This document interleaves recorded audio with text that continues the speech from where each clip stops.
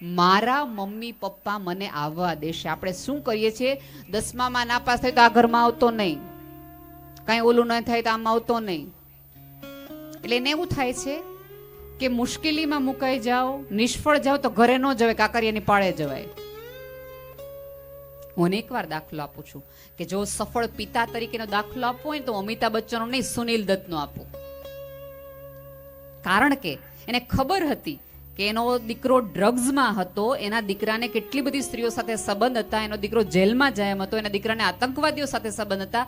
તેમ છતાં એક પિતા તરીકે એની સાથે સતત ઉભો રહ્યો. ખોટો જગત આખું એની વિરુદ્ધમાં હતું, તોય ઉભો રહ્યો ને. એટલે આજે સંજય દત્ત પાસે ફિલ્મો છે, નવો માણસ ને સાચો માણસ બદલાવીને આવ્યો.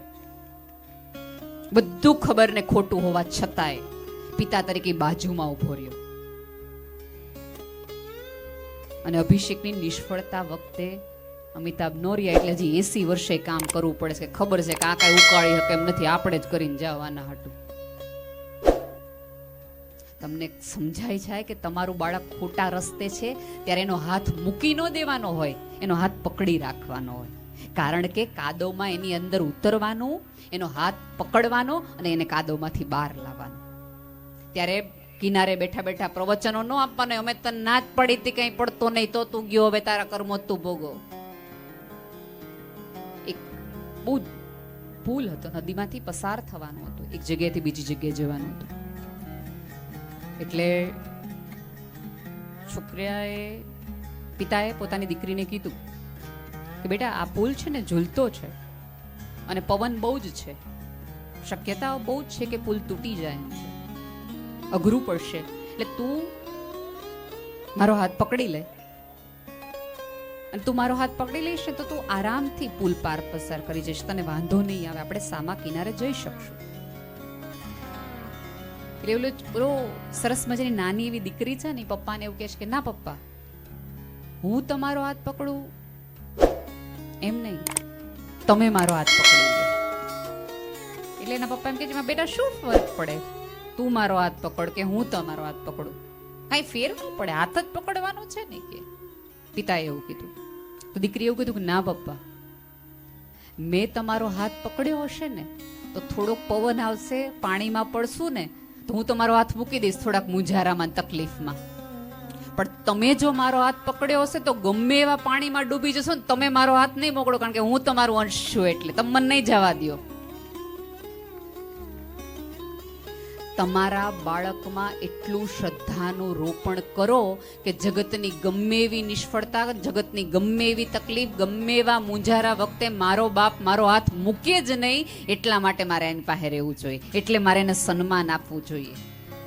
આવી શ્રદ્ધાનું નિરૂપણ કરી શકીએ તો આપણે મા બાપ કહેવાય. સંતાનોના ચોકીદાર ન બનો, એના માતા પિતા બનો, એને સાંભળવાનું કેન્દ્ર બનો. આપણને કેમ નાના એવા બાળક માટે આટલા બધા પ્રશ્નો શું કામ થાય? જો શું ભણવું, શું વાંચવું, કઈ રીતે બોલવું, લખવું, એ બધું શિક્ષકો કરાવડાવી દેશે, પણ કોને સન્માન આપવું, કોની તકલીફ વાંચવી, કોકના મૂંઝારા. અહીંયા બેઠેલા તમામ પેરેન્ટ્સને વિનંતી છે કે જ્યારે રવિવારે બહાર જમવા જાઓ ત્યારે ઓલા બહાર જે માગતા ભિખારીઓ વાળા સંતાનો છે ને, એને ધૂતકારો નહીં, તમારા બાળકોને દેખાડો કે ભરપેટ જમવાનું ન મળે તો આ સ્થિતિ આવે, અને એની માટે મા બાપ હોવું જરૂરી છે, અને મા બાપનું કમાવવું જરૂરી છે, પપ્પાનું બહાર જવું જરૂરી છે. આપણી આજુબાજુ જ ઉદાહરણો હોતા હોય છે, આપણે લેતા નથી હોતા.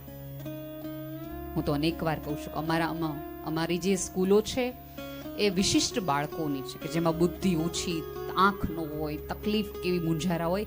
તમારા બાળકોને ક્યારેક આવા ઓછા અંગવાળા બાળકો દેખાડો કે બેટા તારી પાસે આંખ છે, કાન છે, નાક છે, હાથ છે, બોલી શકે છે, ચાલી શકે છે, દોડી શકે છે, એનું કેટલું મોટું મહત્વ છે, ઈશ્વરની કેવી મોટી કરુણા છે. પણ આપણે મોલ દેખાડીએ, મલ્ટીપ્લેક્સ દેખાડીએ, ડિઝનીલેન્ડ દેખાડીએ, અધૂરપને ઓછું અનાથાશ્રમ ન દેખાડીએ. ચોક્કસ ડિઝનીલેન્ડે દેખાડો, વિશ્વનું જે પણ સુંદર છે તમારા બાળકને દેખાડવું જ જોઈએ તમારે, પણ એનો અર્થ એ નથી કે તમે જગતના દુઃખોથી તમારા બાળકને પ્રોટેક્ટ કરો.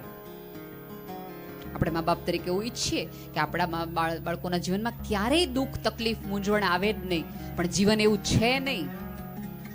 દુઃખે આવશે, નિષ્ફળતા આવશે, ને પચાવીએ પડશે અને નકારે તે.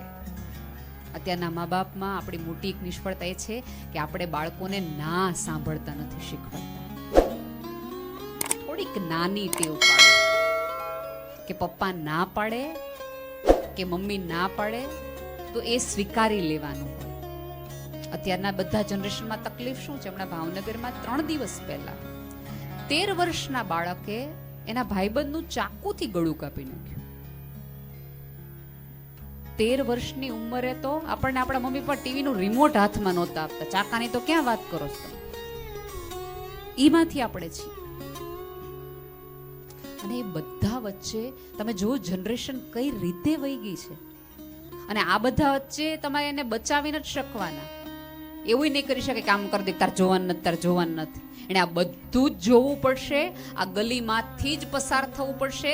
ત્યારે માત્ર ને માત્ર જે કામ લાગશે એ તમારા આપેલા સાચા સંસ્કાર જ એવું હશે કે જેને બચાવી શકશે. મોબાઈલને તમે લેમિનેશન કરાવડાવો છો ને, સંસ્કાર, ધર્મ, અધ્યાત્મ બીજું કશું નથી. આ લેમિનેશન છે. ગમે એવા સ્ક્રેચીસ પડે, ગમે એવું કાંડ પડે, પણ ઓરિજિનલ પીસને કાંઈ તકલીફ ન પડે. અફલાતું ને એવું રીએ. 2 મેગી જનરેટ, 2 મિનિટ્સમાં મેગી થાય, બાળ ઉછેર ન થાય. અને અહીંયા સોશિયલ મીડિયાની બધી ભાઈએ વાત કરી, સરસ એમણે બધી વાતો કરી કે મમ્મીઓ આમ રે, પપ્પાઓ આમ રે, આ બધા મારે. હવે આપણે બાળક કરીએ એનો અર્થ આપણે જીવવાનું નથી મૂકી દેવાના, આપણે સમાજથી વિખૂટા નથી થઈ જવાના. આપણને પણ આપણી ઈચ્છાઓ છે, સ્વપ્નાઓ છે, આકાંક્ષાઓ છે, પણ બાળક જોવે ને ત્યાં સુધી એ નહીં કરવાનું. તમારા બાંધવાના અને તમારા સોશિયલ મીડિયા, આ 2 કામો છે ને, 2 બાળકની સામે ન કરવું. એની સામે તો તમે રોલ મોડલ જ છો. હું તો બહુ દ્રઢપણે માનું છું કે બાળક છે ને એ તો સેલોટેપ છે તૂટતા સંબંધનું. આ પૃથ્વી પર કેટલાય મા બાપ એવા છે કે જેને વિચાર આવ્યો હોય કે મારે નથી રહેવું આની યાર છૂટાછેડા લઈ લે, પણ માત્ર બાળક હોવાના કારણે એકબીજા સાથે જોડાયેલો એક ના યાર બાળકનો શું વાંક છે. એટલે બાળક સેલોટેપ બનીને તમારા જીવનમાં આવ્યું છે. ઈશ્વરને પણ એવું થયું કે આ 2 વ્યક્તિઓ એકબીજાને પ્રેમ કરવાનું ભૂલી ગયા છે, એટલે એને પ્રેમ કરવાનું નવું કારણ આપો. એટલે તમને સંતાન એને આપ્યું છે. તો સંતાનને પ્રેમ કરો, લાગણી આપો, સમજ આપો. પણ આપણા સપનાઓ, આપણો વારસો ચોક્કસ બાળકોને આપો, પણ આપણા પૂર્વગ્રહો ન આપો. આપણી તકલીફ બધાની અત્યારે એ છે કે આપણા પૂર્વગ્રહો સૌથી વધુ આપણે આપણા બાળકને આપીએ છીએ. બાત આવાસ, દાદાનો સ્વભાવ પહેલેથી આવો છે, ઓલા કાકા છે ને પહેલેથી આવા છે. એટલે ઓલા અચાનક દાદા જે વાતોનો વડલો હતો, દાદી જે પ્રાર્થનાનું સેન્ટર હતું, એ શું બની ગઈ અચાનક? મારા મમ્મીને બહુ હેરાન કર્યા છે બાએ. આ દાદા મારા પપ્પાને બહુ હેરાન કરતા હતા, નાનપણમાં મારા પપ્પાને બહુ માર્યા છે. તમે જુઓ, આપણે બા દાદા મામા કાકી મામીની કોઈ આવા પ્રસંગો આપણી પાસે નથી, આપણા બધાના સંતાનો પાસે છે. શું કામ? કારણ કે બાળકની હાજરીમાં આપણે ફોનમાં દૂરના માસીને વાત કરી હતી, તમારી બેન તો આવે છે, તમારું બાળક એ બધું જ તમને સાંભળે છે. અને તકલીફ એ છે કે નહીં, ત્યારે તમારી મૂર્તિ, તમારી સરસ મજાની બ્રોશર્સ છે ને આ સ્વામિનારાયણ ગુરુકુલનું, એમાં સ્વામીજી એક સરસ હથોડી અને ઓલું લઈને એક મૂર્તિ બનાવે છે. મેં હમણાં જોયું. તમને શું લાગે છે? મૂર્તિ તમારી જ છે, તમારા બાળકની જ છે. તમે એને સતત સમજાવો કે જેટલું કામ તું આમાં આ વસ્તુમાં કરીશ, જેટલું પાયાને મજબૂત કરીશ. કારણ કે અત્યારે કેવું છે કે બાળકને સુધારા વધારવા માટે તમારી પાસે બહુ જાજો સમય નથી. આપ તમને બધાને તમારો પોતાનો રૂમ લગ્ન પછી મળ્યો હશે. આ તમારો કબાટ, આ તમારું ઘર, આ તમારો રૂમ. અત્યારે તો મકાન બને પહેલા આપણે એમ કહીએ કે આ ચિલ્ડ્રન રૂમ, આ મારો રૂમ. અને પછી 7મા 8મા મેં બાળક બહુ પ્રેમથી કહી છે મારને પૂછ્યા વગર મારા રૂમમાં નહીં આવવાનું. એલો બેબી પિંક કલરનો રૂમ આપણને અચાનક કાળો રૂમ લાગવા માંડે. ચોક્કસ તારો જ રૂમ છે, પણ તારો રૂમ આ ઘરનો એક ભાગ છે એવું તમારે એને સમજાવવું જ પડે.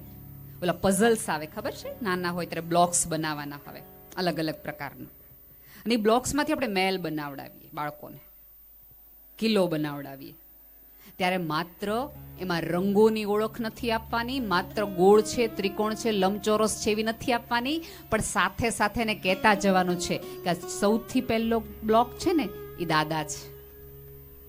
દાદા એક માળ કર્યું હતું, એના ઉપર પપ્પાએ બીજો માળ કર્યો. આ બારી છે ને એ બા છે, આ ઉપરનું ટોપકું છે ને એ આપણા પાડોશી છે. એટલે બાળકને ખબર પડે કે જીવવા માટે મારા હોવાની નહીં, મારી આજુબાજુ આ બધા સંબંધોની ખબર પડે. આ બધાનું હોવું જરૂરી છે. હું ક્યારેય કોઈ મા બાપને એવું નથી કહેતી કે તમારા સ્વપ્નાઓને તાળવે મૂકી દો અને બાળકો ઉછેર કરો. હું તો રાધર ત્યાં કરું છું કે ક્ષણે ક્ષણે તમારા સ્વપ્નાઓને, ઈચ્છાઓને પૂરેપૂરી જીવો અને સાથે સાથે બાળકોને સાથે રાખતા જાઓ.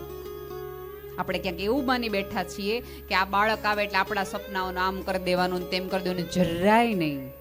રાધર તમારા બાળકોને સતત સમજાવો કે ગમે એ ઉંમરે સપનાઓને જીવી શકાય છે, ગમે તે ઉંમરેને ઈચ્છાઓમાં રોકાણ કરી શકાય છે.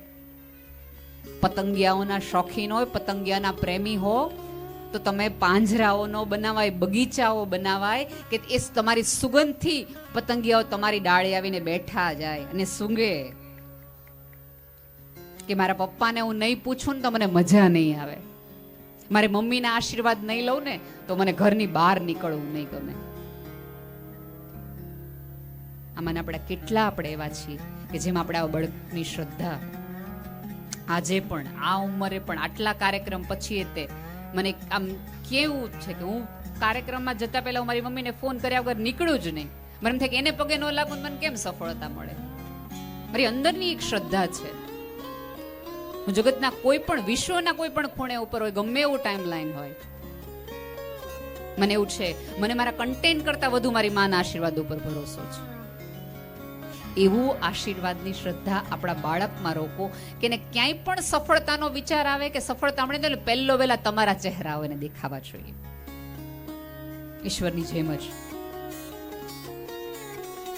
બાકી પગે લગાડતા નહીં, વાંકા વાળી દેવી આવવાના છે. એટલે એને સરસ ચરણ સ્પર્શ કરતા કરાવડાવો. એને સુંદરતાનું મહત્વ, એને સર્જન, એને ઉગતા શીખવો, તોડતા નહીં, એને જોડતા શીખવાડો. એ સંબંધ હોય કે પુસ્તક હોય. બાળક પુસ્તક ફાડે ને ત્યારે એને ખીજાવ નહીં, એને પીડા સાથે કયો કે આ પૃથ્વી પરના કેટલાય છોકરા છોકરીઓ શિક્ષણથી વંચિત છે જેને પુસ્તકો નથી મળતા. તમારા બાળકોને પોતે પુઠ્ઠા ચડાવતા શીખવાડો. હવે તો બિચારા પ્રોજેક્ટ આપ્યા હોય, છોકરા હોઈ ગયા હોય, મમ્મી પ્રોજેક્ટ રાત્રે 12 વાગ્યા સુધી કરતી હોય, અને પાછી મમ્મીઓમાં કોમ્પિટિશન પ્રોજેક્ટની થાય. તમે શું બનાવડાવ્યું? અમે તો આ બનાવડાવ્યું. ખોટ. હું તો તમામ શિક્ષકો અહીંયા બેઠા જેટલો સારો પ્રોજેક્ટ હોય ને સૌથી ઓછા માર્ક આપજો, કારણ કે એમાં બાળકની મહેનત છે જ નહીં, એને મમ્મી પપ્પાની છે, કા બાર બનાવડાવ્યો છે. જેટલો તૂટફૂટ વાળો, જેટલો અધૂરો પ્રોજેક્ટ હશે ને એ જ બાળકે બનાવ્યો હશે, કારણ કે એની ક્ષમતા કેટલી છે એ શિક્ષકને ખબર જ હોય. એટલે જેવો સુંદર ને દેખાવડો પ્રોજેક્ટ એટલે છોકરાને ખબર હોય કે એના મમ્મીએ બનાવ્યો છે. એટલે તમારું જ બાળક વિચારે કે આપણે બનાવીએ તો એની મહેનત નથી, રેડીમેડ લાવો ને, પછી બધું જ ઓનલાઈન મગાવે, કાંઈ કરે નહીં. જેટલું અધૂરું, જેટલા ગરબડી અક્ષર ને. એક વખત એક છોકરાને નિબંધ લખવાનો હતો. નિબંધ આવ્યો ને શિક્ષકે કાંઈ વાંધો નહીં, ભલે ભલે ભલે ભલે ભલે, બાળકોની સ્કૂલ છે, બાળકો રમે, વાતો કરે. એટલે એ સરસ મજાનું નિબંધમાં ખૂબ બધા ભૂલો ને આમ કેટલું બધું હતું ને આમ, પણ શિક્ષક તો બહુ સ્માર્ટ શિક્ષકો, અને શિક્ષકો સ્માર્ટ જ હોય હંમેશા. એ છોકરાને પૂછ્યું કે બેટા બહુ સરસ નિબંધ લખ્યો છે, ખરેખર આ ઉંમરે આવા વિચારો, મને તો હું ગદગદ થઈ ગઈ. તારા મમ્મી પપ્પાને બોલાવ બેટા. એટલે મમ્મી પપ્પા આવ્યા અને વખાણ કર્યા શિક્ષકે, ખરેખર આઈ એમ એમ્પ્રેસ. બહુ જ સરસ, બહુ નિબંધ, બહુ સરસ લખ્યો છે. એટલે મમ્મીને એવું થયું કે હું કહું કે હું કેટલી જ્ઞાની છું. મમ્મી કે હું એમ જ મને પહેલેથી. અને પપ્પા એવું કહે છે મને બહુ વાંચવાનો શોખ છે, મારું ગ્રામર બહુ જ સારું. એટલે અમે આમ ત્રણેય ભેગા થઈને આ નિબંધ લખ્યો છે.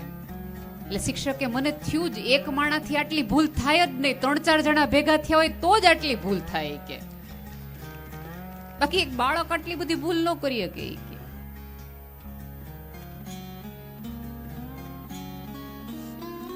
મુલા નસરુદ્દીનનો છોકરો છે ને એ નાપાસ છે. છોકરાને સાહેબ સાથે બહુ દોસ્તી. એણે પોતાના સાહેબને એવું કીધું કે સાહેબ મારા પપ્પા છે ને બહુ મારે એવા છે, બહુ ખીજાય એવા છે. જો એને ખબર પડી ને કે હું નાપાસ થયો છું તો મને ભણવામાં ઉઠાડી લેશે, મને રાખશે નહીં આ સ્કૂલમાં, મારી સ્કૂલ બદલાવી નાખશે. તમે ગમે એ કરો, પાસ કરી દો, ગમે એ કરો, પણ આ ન કરો.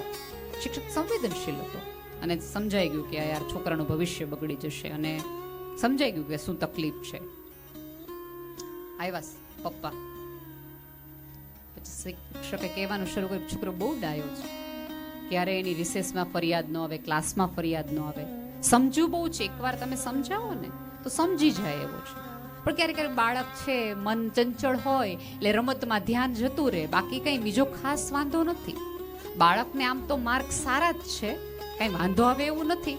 પણ જો હજી 1 વર્ષ આ ક્લાસમાં રાખીએ તો એનું પાકું થાય, પ્રેક્ટિસ થાય, થોડોક વધુ પરિપક્વ થાય.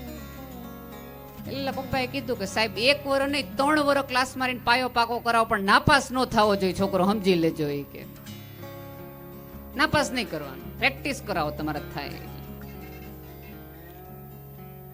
આવા બધા કિસ્સાઓ છે. આપણું બાળક એ આપણી આવતીકાલ છે, આપણો અરીસો છે, આપણે જેમાં ભવિષ્ય જોવાનું છે.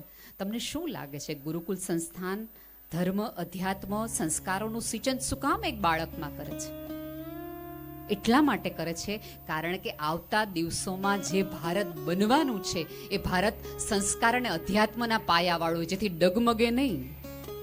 ચોક્કસ ભારત આજે વસ્તીની દ્રષ્ટિએ પહેલું આવી ગયું, પણ થોડાક દિવસમાં જ આપણને આ રાજીપાના સમાચાર મળ્યા છે. આ સમાચાર રાજીપાના ક્યાં સુધી રે ખબર છે? કે જ્યાં સુધી જે પેઢી છે એને વિજ્ઞાનમાં રસ હોય ને સંશોધનમાં રસ હોય, એ ભણતી હોય, એને કેળવણી હોય, વિશ્વમાં કંઈક નામ કરે એવું હોય. બાકી નામ વધ્યા જ રાખે એમ નહીં. એટલે આ બધી ક્યાંક કોઈક સમાજમાં આ બધા આધ્યાત્મિક ગુરુઓને ખબર હશે, એટલે આઝાદી વખતે જ એ જ સ્પેલમાં શિક્ષણ પર કામ કરવાનું શરૂ કરી દીધું. અમૃત મહોત્સવ હમણાં જ સેલિબ્રેટ કર્યો આ આખી સંસ્થાને, કે અત્યારથી કામ કરો તો 2025-2030 સુધીમાં જે ભારત બનવાનું છે, વિશ્વગુરુ બનવાનું છે, એ વિશ્વગુરુ બનવા તરફના જે લોકો છે, જે ગુરુ બનવાના છે, એવા હોવાય જોઈએ ને. બાકી હું નામ જ કર્યા કરશું આપણે. અમે તો પેલા આમ હતા, અમે પેલા તો આવીને પૂછશે કે હવે હું છો ઈ કયો.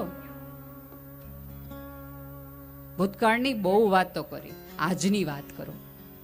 આપણા સંતાનોને પણ જ્યારે મોટી વાતો કરો ત્યારે ભૂતકાળની દુહાઈઓ આપો ને. તને ખબર છે કેવા વિવેકાનંદજીને, કેટલા શિવાજીને, બહુ જ સરસ. ચોક્કસ એને વાતો કરવી જોઈએ શાસ્ત્રની, પણ એને દેખાડો કે વિવેકાનંદ જીવતા આજુબાજુ કોઈ માણસો છે તો એને દેખાડો કે આર્યા મોદી સાહેબ, જેણે ધ્યેય પ્રાપ્તિ માટે, જેણે 24 કલાક દેશ માટે કામ કરવાનું નક્કી કર્યું, આ નવું વર્ઝન છે વિવેકાનંદનું. દેખાડો. એટલે છોકરાઓને એવું થાય કે આ બધી કથાઓ ને વાર્તાઓ નથી, જીવવાની સમજ છે જેના આધારે જીવી શકાય. આપણે તો એવી પરંપરામાંથી છીએ કે જ્યાં ઈશ્વરે પણ માણસ બનીને પીડા ભોગવી, માણસ બનીને પણ દરેક મૂંઝવણમાંથી પસાર થયા, કે જેથી કરીને એ દરેક માણસને એવી સમજ આપી શકે કે દરેક માણસ ઈશ્વર બનવાની શક્યતા ધરાવે છે. બાકી એ ચમત્કાર કરી શકતા હતા ને, દાન કરી શકતા હતા એવા, પણ એને એવું કશું ન કર્યું. ખુલ્લા પગે ચાલ્યા, ભગવાને ચાલે ને પગ કાંટો વાગે ને તો લોહી જ નીકળે. એવી દરેક કથાઓ ચોક્કસ શાસ્ત્રો કયો, અધ્યાત્મ કયો, પણ આજે આ સમયે કેટલું રિલેવન્ટ છે એ પણ સમજાવતા જાઓ. જ્ઞાન અને વિજ્ઞાન સાથે રાખો, ધર્મ સાથે અધ્યાત્મને જોડો, ગઈકાલની સાથે આવતીકાલને પણ જોડી રાખો. સ્ત્રીને સન્માનની, માની સન્માનની વાત કરતા હોય તો પહેલા તમારા ઘરની સ્ત્રીને સન્માન આપવાનું શરૂ કરો, કે જેથી કરીને બાળકને એમ થાય કે આવતા જગતમાં કોઈ પણ, અત્યારે દરેક મમ્મીઓ છે એને નાના મોટી પોતાના ફરિયાદો જે છે ને પતિ સાથે, એના પતિ સાથે ફરિયાદ નથી, એકચ્યુઅલી મમ્મીના ઉછેર સાથે ફરિયાદ. આને શીખવાડ્યું નહીં, ટુવાલ નો મૂકાય અહીંયા. તો તમને જે ફરિયાદો તમારા પતિ માટે હોય એ તમારા બાળકને ઉછેરમાં ધ્યાન રાખો કે આવતા દિવસોમાં તમારે ત્યાં કોઈક સ્ત્રી આવે ને તો તમને પગે લાગવા કે શું દીકરો બનાવ્યો સંસ્કારી. આ બધી વાતો, વિચારો અને તે તમારા માટે છે. અને આમ જુઓ ને તો બાળકના ભવિષ્ય કરતા વધુ તમારા વૃદ્ધત્વ માટે છે. ભલે અત્યારે બધા એવું કહેતા કે વૃદ્ધાશ્રમોમાં મૂકી આવતી પેઢી છે, ના કરતા, પણ વૃદ્ધાશ્રમો ઊભા કરવામાં ક્યાંક હું ને તમે જ જવાબદાર છીએ. આપણા વિચારોને આપણો ઉછેર જ જવાબદાર છીએ. આપણા સંસ્કારોનું ક્યાંક નિરૂપણ ઓછું થયું. આપણે વૃદ્ધત્વનું મહત્વના આપણા સંતાનોને જુવાનીમાં સમજાવી શક્યા કે દાદા છે ને તો ગૂગલથી મોટું વર્ઝન છે. ગૂગલ પાસે જેટલા જવાબ છે ને એટલા જ દાદાના જ્ઞાનમાં છે, એટલા જ શાસ્ત્રમાં છે, એટલા જ ધર્મમાં છે, એટલા જ આ કેસરી વસ્ત્રોમાં છે. આટલો વિચાર આપી શકો, તમારા બાળકને બિનશરતી પ્રેમ કરો, સંભાળ આપો. જેટલું રોકાણ તમે એની આવતી પેઢી માટે કરવાના છો કે એની 7 પેઢી બેસીને ખાઈ શકે એટલું બેંક બેલેન્સ ઊભા કરો છો ને, તો એની બીજી પેઢી તમને યાદ રાખે ને એટલો પ્રેમ તો એલા આપીને જાઓ. બાકી ગમે એટલા વીઘાના જમીનો હશે એ વેચીને ફોર્ચ્યુન ઉપર નામ જ લખવાના છે, ફલાણા ગામના. દાદાનું નામ નહીં લખાય, ગામનું લખાશે. ભાવના વાવવાનું, જોડવાનું શીખવું, જેથી કરીને એ જગતમાં જ્યારે જ્યારે ઊભું થાય તમે જતા રહ્યો ને તો એ ફલાણા ભાઈના દીકરો ને ફલાણા ભાઈના દીકરા તરીકે તમારું નામ બોલાય. સાહેબ, તકતીઓમાં નામ હશે ને તો ભૂલાઈ જશે, નવી તકતી જોડાઈ જશે, પણ જેના હૃદયમાં, જેના રસ્તામાં હૃદયમાં નામ હશે ને એના નામ ભૂલાતા તો વાર બહુ લાગે. આજે તે તમે સ્વામી વિવેકાનંદને નહીં ભૂસી શકો, તમે ગાંધીને નહીં ભૂલી શકો, ને નહીં તમે સરદાર વલ્લભભાઈ પટેલને ભૂસી શકો, કારણ કે કરીને એવું ગયા કે ભૂસવા માટે જભ્યતા વહી જાય તો એનો ભૂસી શકાય. નામ લખવાથી નહીં, નામ કરવાથી બાળકને શીખો. સુખ અને સગવડ વચ્ચેની ભેદ સમજાવો, શ્રદ્ધા અને અંધશ્રદ્ધા વચ્ચેનો ભેદ સમજાવો.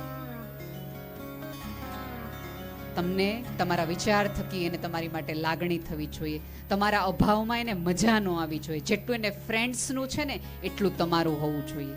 જેટલું એને મોબાઈલનું વળગણ છે ને એટલું તમારા મમ્મીની હાથની રોટલીનું એને વળગણવું. જેટલું પીઝા માટેની તડપ છે ને એટલી જ તમારી દાળ માટેની તલપ થવી જોઈએ. જેમાં ભાવ ને પ્રેમ ભળેલો હોય તો એ શક્ય બને. બાકી તમે માનતા હોય કે આખી જનરેશન મોબાઈલમાં રહે, મોબાઈલમાં એટલા માટે રહે કે મોબાઈલમાં જે દેખાતું જગત છે ને આપણે એટલું મહત્વનું, મજાનું ન બનાવી શક્યા કે બાળકને મોબાઈલ સિવાય તમારામાં રસ પડે. એટલે ખોટ મારામાં ને તમારામાં છે, બાળકમાં નહીં. એ તો ઉછળતું છે, જેમ શેપ આપો ને એમ મપાઈ શકાય એમ છે. તો આ શેપ આપવામાં, આ ઉછેરમાં તમે સૌ આગળ વધો અને એવી શક્તિ તમને પરમાત્મા પૂરી પાડે. તમે જે સંકુલમાં છો ત્યાંના શિક્ષકો, એ વાતાવરણ સતત એ કામ કરે છે. ધન્યવાદ.